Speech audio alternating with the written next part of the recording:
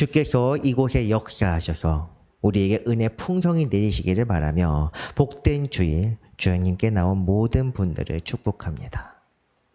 한 주 평안하셨습니까? 밖에 나가 활동하는 것이 어렵고 지치며 건강이 쉽게 상할 수 있는 무더위가 계속 이어지고 있습니다. 폭염특보가 지금 7월 말부터 2주 이상 이어지고 있고 앞으로도 1주에서 2주 정도 지속된다고 하니 여러분 걱정이 많이 되는 올해 여름입니다. 하지만 주님께서 도우심을 믿고 은혜로 살게 되기를 바라며 특히 복된 주일을 맞이하여 주님의 영광을 배웠고 기쁨과 감사가 넘치기를 바랍니다. 언제나 평안하시기를 바랍니다. 이곳에 나오신 형제님들, 온라인으로 예배드리는 형제님들 모두 주님의 은혜 안에서 평안이 넘치시기를 바라며 오늘 말씀으로 들어갑니다. 우리는 지금 주님께서 가르쳐주신 기도문을 한 구절씩 읽고 있습니다. 오늘은 그 세 번째 시간으로 아버지의 나라에 관한 주제입니다. 오늘의 본문 말씀입니다. 나라가 임하시오며입니다. 매우 짧은 구절입니다. 세번역 주기도문에서는 이렇게 말씀하고 있습니다. 아버지의 나라가 오게 하시며입니다. 아버지의 나라가 오게 하시며 아버지라고 번역해 준 것이 굉장히 만족스러운 표현입니다. 영어로는 Your kingdom come 또는 Thy kingdom come. 번역하면 당신의 왕국이 오시기를. 시의 형식을 떼는 기도문입니다. 흥미로운 것은 영어권에서는 저거 사실 잘 몰랐는데 영어권에서는 우리가 흔히 사용하는 당신이라는 뜻인 you 그것이 존칭형 2인칭이라는 뜻입니다. 너가 아니라 높임의 표현입니다. thou, thy 등 신에게 주로 사용하는 표현들이 따로 있기는 한데 이런 표현들 이것도 똑같이 2인칭이긴 하지만 이것은 친칭 곧 친구 혹은 가족처럼 편안하고 익숙한 사이에게 쓰는 표현이라는 사실 저도 말씀을 준비하면서 처음 알게 된 사실입니다. 뭐 어쨌든 이 익숙한 표현을 서구권에서는 친구에게 쓰는 표현을 하나님께 사용하고 있다는데 뭐 어쨌든 그것이 어떤 의미를 갖고 있든 나라마다 아마 문화가 굉장히 다를 거라 생각하고 우리는 하나님을 아버지라 부르며 높임의 표현을 사용하기 위해 뭔가 쓰고 싶은데 2인칭에 해당하는 존칭어가 사실 없습니다.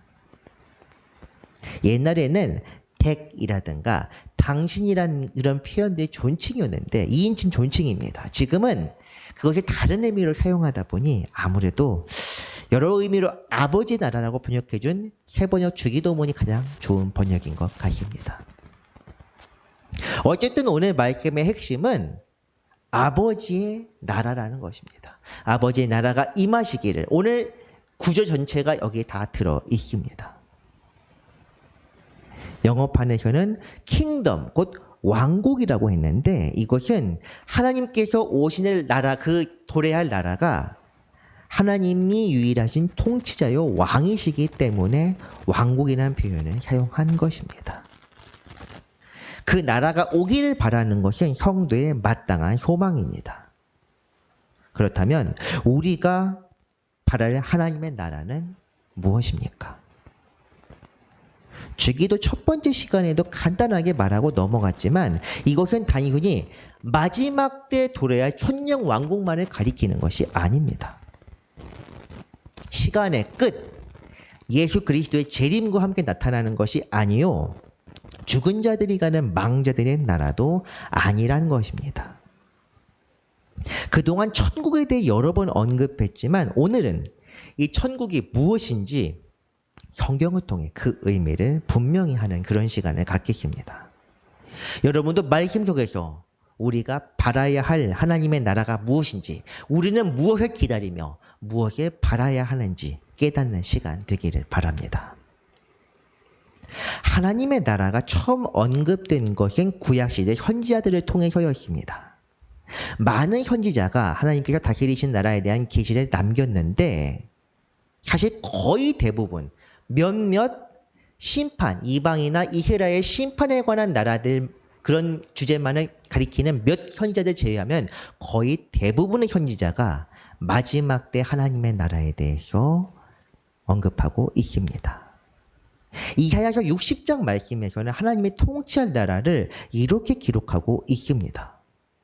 다시는 강포한 일이 내 땅에 들리지 않을 것이요 황폐와 파멸이 내 국경 안에 다시 없을 것이며 내가 내 성벽을 구원이라 내 성문을 찬송이라 부를 것이라. 다시는 날에 내 해가 내 빛이 되지 아니하며 달도 내게 빛을 비추지 않을 것이요 오직 여호와가 내게 영원한 빛이 되며 내 하나님이 내 영광이 되리니 다시는 내 해가 지지 아니하며 내 달이 물러가지 아니할 것은 여호와가 내 영원한 빛이 되고 내 슬픔의 날이 끝날 것임이라. 아멘. 이것은 해와 달이 필요하지 않고 여호와께서 직접 빛을 비추시는 것. 이 빛이란 하나님의 은혜요 섭리를 뜻합니다. 물론 물리적인 차원의 빛이 되기도 합니다. 다시 말해서 영원히 하나님께서 이 땅을 비추시며 이 땅에 임재하시고 개입하신다. 택한 자들이 거하게 될 새로운 세상입니다.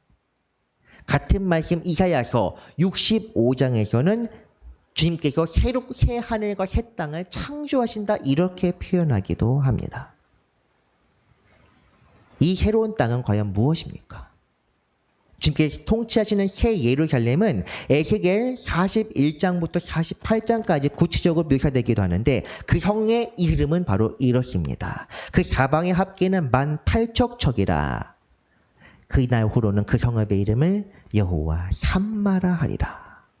에스겔에서 맨 마지막 말씀입니다. 여호와 삼마라는 것은 여호와께서 거기 계신다는 뜻입니다. 이사야서와 마찬가지로 여호와께서 항상 영원히 계시기 때문에 여호와 삼마란 이름으로 불리게 될 것이다. 직접 다스리시고 왕으로 좌정하시기 때문에 그런 이름이 붙게 되었습니다. 이 여호와 삼마에는 이스라엘, 히브리 사람들의 왕이 있긴 하지만 그 왕도 하느님 앞에 주기적으로 제사를 드리고 하나님을 섬겨야 합니다. 하나님께 직접 계시고 하나님이 통치하시는 땅, 그것이 바로 여호와 삼마요 새 예루살렘입니다. 다니엘에서는 하나님의 기름 부음 받은 자, 곧 메시아가 세울 나라에 대해서 구체적으로 묘사하고 있습니다. 내가 또 밤 환상 중에 보니 인자 같은 이가 하늘 구름을 타고 와서 옛적부터 항상 계신 이에게 나아가 그 앞으로 인도되매 그에게 권세와 영광과 나라를 주고 모든 백성과 나라들과 다른 언어를 말하는 모든 자들이 그에게 섬기게 하였으니 그의 권세는 소멸되지 아니하는 영원한 권세요 그의 나라는 멸망하지 아니할 것이니라. 아멘. 앞에 있는 그 두 가지의 말씀이 하나님께 통치하실 나라라면 이 다니엘서의 말씀은 그 나라가 어떻게 이루어지는지에 대해서 분명하게 구체적으로 이야기합니다. 하나님의 택함 받은 자, 인자 같은 이가 구름을 타고 와서 온 세상을 자기의 발 아래 복속시키는 것. 마치 시편 110편에 나와 있는 것처럼 온 천하를 발등상 아래에 두기까지라고 하는 그 말씀입니다. 이런 마지막 때 하나님의 심판, 하나님의 때가 이르게 되었을 때 심판과 함께 도래할 영원한 나라에 계신 세례 요한 때까지 이어집니다. 요한이 세례를 베풀며 하는 메시지, 이것은 우리가 잘 알고 복음의 말씀이기도 합니다. 그때 세례 요한이 이르러 유대 광야에 전파하여 말하되 회개하라 천국이 가까이 왔느니라 하였으니 이렇게 말씀합니다. 세례 요한의 말은 곧 예수님께서 마가복음 1장 15절에서 사람들에게 외친 복음과 같은 말씀입니다. 회개하라, 천국이 가까이 왔다. 곧 죄에 대한 회개와 장차 도래할 하나님의 나라, 이 두 가지가 복음의 핵심 메시지입니다. 하지만 이 천국, 곧 하나님의 나라는 마지막 때의 심판을 가리키고 있습니다. 그렇기 때문에 요한의 메시지는 이렇습니다. 많은 바리새인들과 사두개인들이 세례 베푸는 데로 오는 것을 보고 이르되 독사의 자식들아 누가 너희를 가르쳐 임박한 진노를 피하라 하더냐. 그리고 이미 도끼가 나무 뿌리에 놓였으니 좋은 열매를 맺지 아니하는 나무마다 찍혀 불에 던져지리라. 아멘.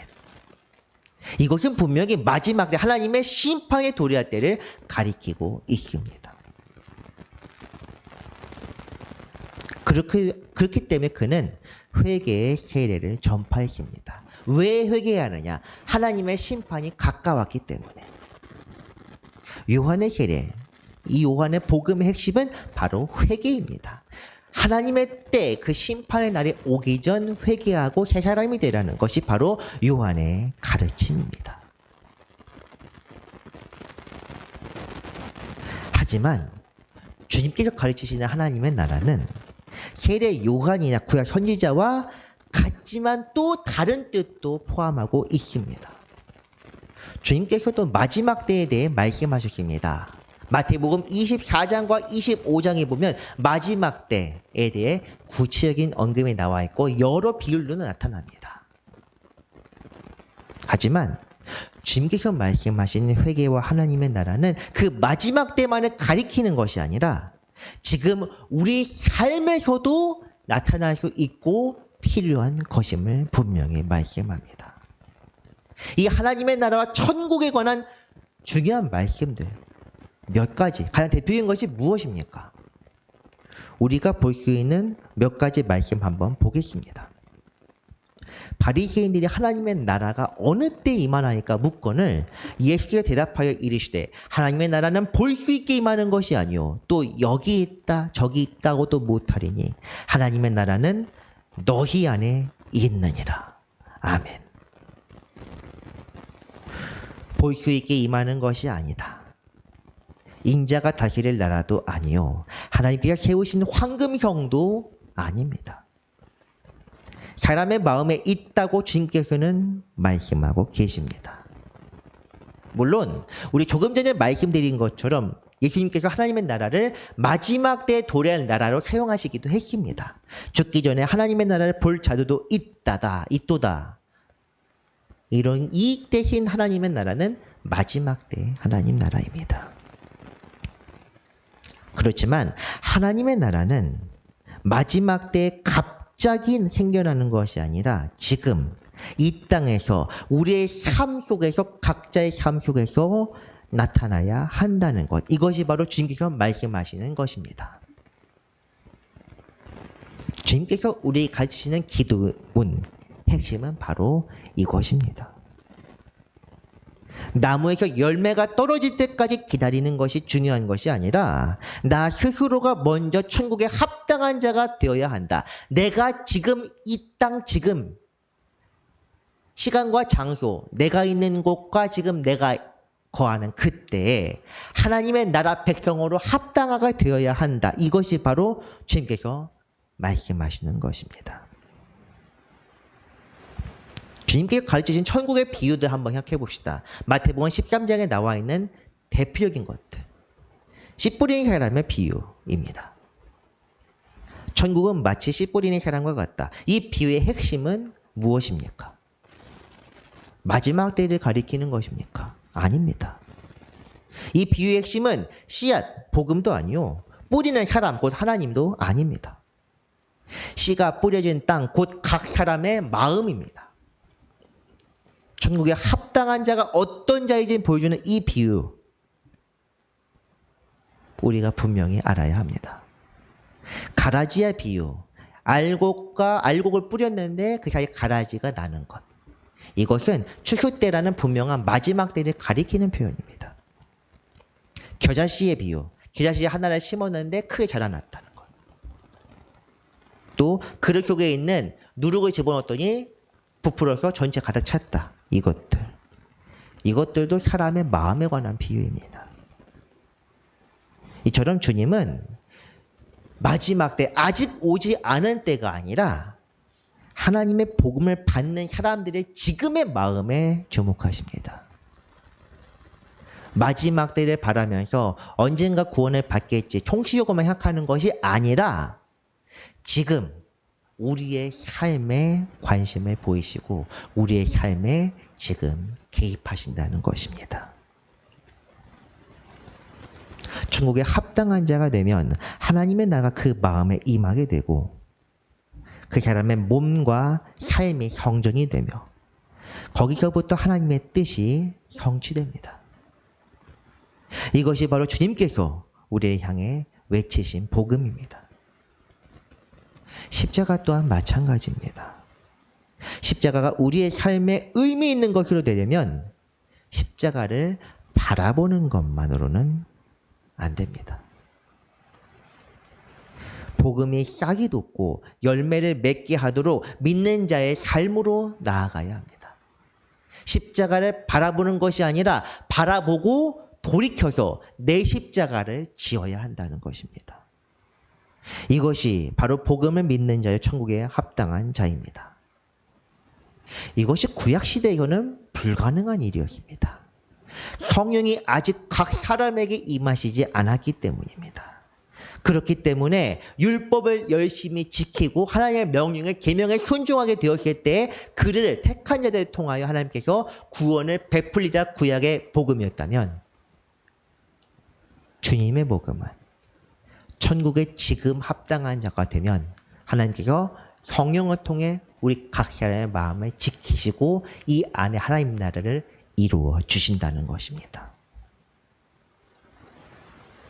정리하자면 하나님의 나라 곧 천국은 마지막 때에 도래할 나라인 동시에 우리의 삶에서 일어나는 하나님과의 연합입니다. 그렇다면 하나님의 나라에 합당한 자의 삶은 무엇입니까? 성경에서는 바로 말씀하는데 인내와 믿음이라는 그런 두 가지 내용으로 말씀합니다. 데살로니가 후서 그러므로 너희가 견디고 있는 모든 박해와 환난 중에서 너희 인내와 믿음으로 말미암아 하나님의 여러 교회에서 우리가 친히 자랑하노라. 이는 하나님의 공의로운 심판의 표요 너희로 하여금 하나님의 나라에 합당한 자로 여김을 받게 하려 함이니 그 나라를 위하여 너희가 고난 고난을 받느니라. 아멘. 인내와 믿음, 특히 환난과 박해 속에 나타나는 인내와 믿음은 공의로운 심판의 표요 천국에 합당한 자 여김을 받는 증거입니다. 이것은 박해받는 현재 박해 중에 고난 중에 있는 데살로니가 사람들을 위로하기 위해서 바울이 만들어낸 말이 아닙니다. 로마서에서도 환난과 인내, 소망에 관하여 분명히 기록한 내용이 있습니다. 다만 이뿐 아니라 우리가 환난 중에도 즐거워하나니 이는 환난은 인내를, 인내는 연단을, 연단은 소망을 이루는 줄 알미로다. 고난을 통하여 인내가 생겨나고 인내가 연단하게 되었을 때 연단이 소망을 이루게 된다. 소망은 무엇입니까? 우리가 히브리서 12장에서도 읽었지만 소망은 믿음과 밀접한 연관을 가지고 있는 것입니다. 우리가 무엇 때문에 소망을 품어야 합니까? 주님께서 승리하셨기 때문에. 그리고 하나님께서 지금도 우리를 지키시고 마지막 때까지 우리를 지키신다는 것, 이것이 바로 우리의 소망입니다. 그런 소망이 있을 때 이 세상의 삶이 어떠하든지 우리는 이겨내고 견뎌낼 수 있습니다. 이겨내고 견뎌내는 것은 그것들을 내 고난의 문제들을 내 삶에서 지워버린다는 뜻이 아니라 그런 삶 속에서도 하나님을 바라보며 하나님께 모든 관계에서 흐트러지지 않고 주님께 올바르게 나아간다는 것입니다. 물론 인내를 이루기 위해서 억지로 환난과 고난을 만들어낼 필요는 없습니다.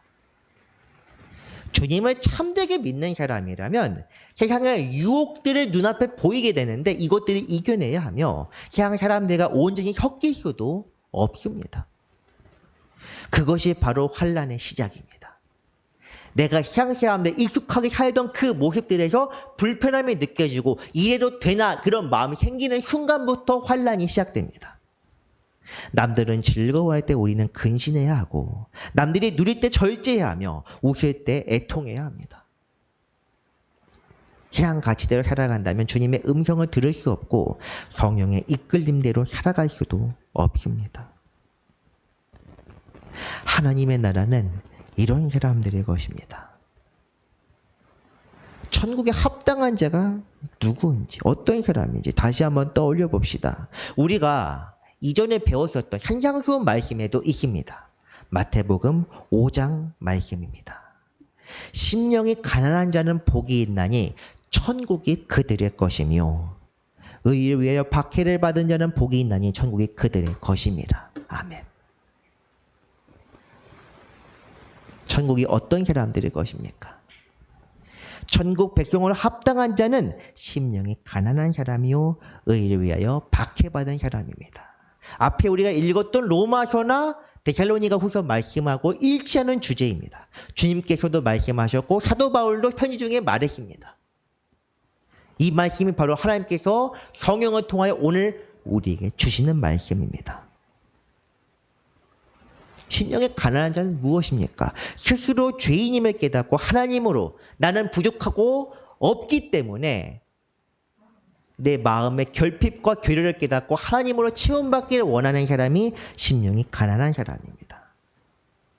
나 자신이 죄인이요 연약하여 할 수 없다는 것을 깨닫는 것, 의를 갈망하며 주님의 뜻을 찾기를 원하는 것, 여자에게 기준을 만족하는 이가 곧 하나님의 나라에 합당한 사람입니다. 아니, 그들의 마음이 곧 하나님의 나라입니다. 성경에서 말씀하는 복음, 이것은 세상과의 분리입니다. 정확하게 말하자면 영적 세상, 영원한 나라를 사는 것처럼 오늘을 살라는 것입니다. 이 땅에 두 발을 딛고 또한 지금의 이 시간을 살아가지만 영혼을 살아가는 것처럼 살아가고 하나님이 내 가까이 있고 나와 함께하는 것처럼 사는 것, 이것이 바로 복음입니다. 마음 편하게 안락한 곳에서 자동으로 돈이 들어오는 통장을 보며 살아가는 것이 아니라 거친 광야와 추운 곳에서 모래주머니에 차고 훈련하는 것이 바로 성도들의 삶입니다. 지금 이곳에 와서 예배드리는 분이든 온라인으로 예배드리는 분이든 잘 들으셔야 합니다. 복음의 말씀을 들을 때 몸의 자세는 굳이 불편하지 않아도 됩니다. 온라인으로 드리는 분들 중에서 건강 문제로 누워서 드리는 분이 있을 수 있고 엎드려 드리는 분이 있을 수도 있으며 앉거나 서거나 혹은 길을 가면서 듣는 분도 있을지도 모릅니다. 하지만 그런 것이 별로 중요한 것은 아닙니다. 자세가 중요한 것이 아니라 마음이 중요합니다. 마음만큼은 복음을 들을 때 불편해야 합니다. 마음속에 언짢음 혹은 귀찮음이 생겨나는 것이 좋은 말씀입니다. 내 생각을 편안하게 하는 말. 지금 이대로만 살면 됩니다. 지금 잘 가고 있습니다. 여러분이 하나님이 지금 축복과 은혜를 받고 있으며 하나님의 사랑 안에 있습니다. 이런 편안한 말씀. 이것이 아니라 돌이켜야 합니다. 회개해야 합니다. 천국은 이런 자들에게 합당하지 않습니다. 이런 말을 들어야 합니다. 그것이 지금 내가 하나님 뜻대로 잘 살고 있다면 이런 말씀이 더 우리 마음속에 와닿게 될 것입니다. 내가 지금 긴가민가 하는 사람들이 이런 말씀을 불편하게 여깁니다. 그런데 그 말씀이 여러분을 생명으로 이끌게 될 것입니다. 우리가 근신하며 경계하며 깨어있을 때 그렇게 하면 할수록 우리의 영은 안전해집니다. 현실의 안락함을 누리는 사람, 많은 재산을 쌓은 부자에 대해 하나님은 이렇게 말씀하십니다. 어리석은 자여, 내가 오늘 내 영혼을 찾게 되면 내 준비한 것이 누구의 것이 되겠느냐. 이 말씀을 단순히 재산이 많은 사람이 받는 그런 심판으로 여기면 곤란합니다. 재물이 많은 사람이 아니라 심령이 부유한 자에 대한 경고입니다. 천국에 합당한 자가 누구라고 했습니까? 심령이 가난한 자입니다. 반대로 심령이 부유한 자는 누구입니까? 가진 것이 없는 사람이라고 하더라도 야망과 욕심에 이끌려 살아가며 자신에게 주어진 시간이 넉넉하다고 생각하면서 기본 내키는 대로 지금 심판이 오지 않으려 생각하며 살아가는 그런 사람들. 그런 자들에게 하나님이 말씀하십니다. 네가 만일 오늘 나를 보게 된다면 지금 내 삶이 어떤 삶인지, 내 것은 지금 누구의 것이 되겠는지, 구원에 합당한 자, 하나님의 나라에 합당한 사람은 오늘 부름을 받아도 아쉬움과 미련이 없는 사람입니다. 그런 분은 굳이 나 구원받았다고 자랑하지 않을 것이며 주님께서 불러주심에 만족할 사람입니다. 저도 아직 그런 경지까지 이르지는 못했습니다만 요한 웨슬리는 이런 사람들에 대하여 그리스도의 완전에 이른 사람이라고 담대하게 선포했습니다. 아직 연약한 사람이요, 욕심을 버리기 어려워하는 우리들이 기억할 말씀입니다. 하나님께서는 각 사람 모두가 구원에 이르도록 인내로서 기다려 주십니다. 우리가 고난을 인내하는 것 이상으로 하나님의 인내심과 하나님의 긍휼은 우리 생각하는 것 이상으로 정말로 큽니다. 하지만 그 자비와 긍휼과 인내가 그분의 뜻, 공의의 규칙을 바꾸거나 기준을 완화시키지는 못합니다. 죄 지은 자는 사망에 이르게 될 것이요 의로운 자가 하나님 앞에 서게 될 것이다. 이 규칙만큼은 그대로 유지됩니다. 우리가 구원에 합당한 자로 살지 못한다면, 우리의 삶이 되바뀌어가지고 죄인에서 의인으로 나아가지 못한다면 하나님의 나라가 임할 때 우리가 받아들일 판결은 구원이 아니라 멸망입니다. 마찬가지로 천국을 마지막 때에 도래할 것만으로 받아들인다면 우리는 삶의 끝, 죽은 후에 오게 될 하나님의 나라만을 생각하게 될 것입니다. 죽음이라고 생각하면 어떤 느낌이 듭니까? 일반적으로 내가 죽을 위기에 처해 있지 않는다면, 갑자기 깊은 물에 빠지거나 큰 사고가 날 뻔하거나 아니면 그 여러 가지 문제도 있지 않습니까? 불치병에 걸리거나 그런 문제가 내 앞에 닥치지 않으면 죽음을 생각하지 못합니다. 사람들은 원래 그렇습니다. 하나님의 심판과 하나님의 나라를 죽음 이후의 세계로 우리가 확정해버린다면 우리의 삶은 낙관론에 빠져버리게 될 것입니다. 지금 내 삶은 잘 가고 있다. 그것은 인간의 기본적인 심리입니다. 자기 스스로를 합리화하는 경향이 있고 또 자기가 지금 잘 가고 있다고 낙관론을 갖고 있는 것, 이것은 사람의 기본적인 심리입니다. 굳이 교회 다니는 사람만이 아니라 모든 사람들이 일반적으로 그렇습니다. 특별히 부정론에 빠진 사람들이 아니면, 우울증에 빠진 사람들이 아니라면 대부분 그런데, 영적인 우리가 생각하는 이 복음에 대한 낙관론은 정말로 위험합니다. 아직 죽음은 오지 않았다, 심판이 아직 이르지 않았다 생각하게 되면 현실을 즐기고 세상 가치에 따라 살 수밖에 없습니다. 그러면 어떻게 해야 합니까? 하나님의 때, 하나님의 뜻에 주목하여 살아가야 합니다.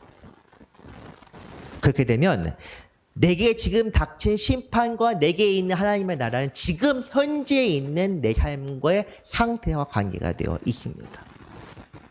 죽음의 올해 세상이 아니라 지금 내 마음에 도래해야 될 하나님의 나라가 되는 것입니다. 언제든 이루어질 수 있는 하나님의 때를 생각하며 오늘 내게 말씀하신 주님의 음성을 듣고자 애쓰게 됩니다. 그렇기 때문에 다음 시간 하나님께 올리는 기도문의 첫 번째 단락 마지막의 내용이 무엇입니까? 주님의 뜻에 관한 기도입니다. 그 뜻이 이루어지기를. 이 뜻이 하나님께 통치하실 천년 왕국에 관한 기도만이 아닙니다. 하늘에서는 이미 이루어졌습니다. 하늘에서 이루어진 것처럼 땅에서도 이루어지기를. 우리 삶에서 오늘 이루어져야 할 주님의 뜻을 간절히 찾는 영적인 기도입니다. 우리의 기도는 바로 이런 것이 되어야 합니다. 마지막 때 죽음 직전에 돌이킬 것이 아니라 지금 새로워져서 거룩한 몸을 입고 성령 충만함을 받아야 합니다. 내가 지금 부족하다, 내가 죄인이라는 걸 깨닫는 사람, 주님이 필요하다는 것을 깨닫는 사람만이 주님의 은혜를 입는 사람입니다. 이것이 분명히 기억하며 살아가는 성도 되시길 바랍니다. 말씀을 정리합니다. 하나님의 나라는 마지막 때 도래할 영원한 나라만을 가리키는 것이 아니라 지금 믿는 자들의 마음에 나타나는 것을 뜻합니다. 이 나라는 우리의 심령이 가난할 때, 박해와 고난을 인내로서 이겨낼 때 임하게 됩니다. 우리가 주님의 뜻을 간절히 찾으며 애쓰게 되면 주께서는 우리에게 은혜를 내리시고 오늘 우리의 삶에 역사하십니다. 이런 은혜를 누리며 주님과 날마다 연합하는 성도 되시기를 간절히 바랍니다. 기도하겠습니다. 은혜로우신 주님, 우리에게 한없는 자비와 긍휼로서 우리의 죄를 참아주시고 인내하시는 은혜를 생각할 때 감사드립니다. 우리가 아버지의 인내심을 시험하기를 그만두고 이제는 주께로 나아가게 하여 주옵소서. 죄를 쌓고 우리 기분대로 살아가는 것이 아니라 주님의 때를 기다리고 주님의 날에 합당한 사람으로 살게 하여 주옵소서. 이를 위해 우리가 항상 주를 바라며 기다리게 하시고 주님을 간절히 찾게 하여 주옵소서. 오늘도 살아계셔서 우리 삶에 역사하시는 우리 구주 예수 그리스도의 이름으로 기도합니다. 아멘.